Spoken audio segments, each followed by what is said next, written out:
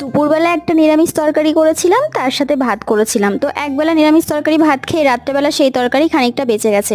তো ভাবলাম কি করব, আবার ভাত করব। রাত্রেবেলা না সেভাবে কেউ একটা ভাত খেতে চায় না, আর আজকে রুটি খেতেও ইচ্ছা করছে না। তারপরে বরকে বললাম যে কি গো, রুটি খাবে না পরোটা খাবে? এক পায়ে একদম লাভ, বলছে হ্যাঁ হ্যাঁ পরোটা করো পরোটা করো। বলছি পরোটাটা কিন্তু 3 কোনা করে বানাবে, সেরকম যে আগে বানাতে। আমি না এরকম পরোটা আগে সেভাবে কাউকে বানাতে দেখিনি, মানে ছোটোবেলা আমার মাকেও দেখিনি কোনোদিনও বানাতে। আমার মা ওই গোল পরোটাই বানাতো। বিয়ের পর থেকে এই বাড়িতে এসে দেখছি যে 3 কোনা পরোটা আর কি বানায়, তারপর থেকে অনেককে দেখেছি।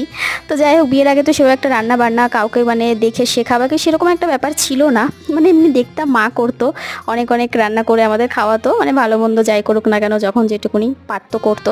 তবে এরকম পরোটা কখনো বানাতে দেখিনি। আর তো সেটাই আজকে বানালাম।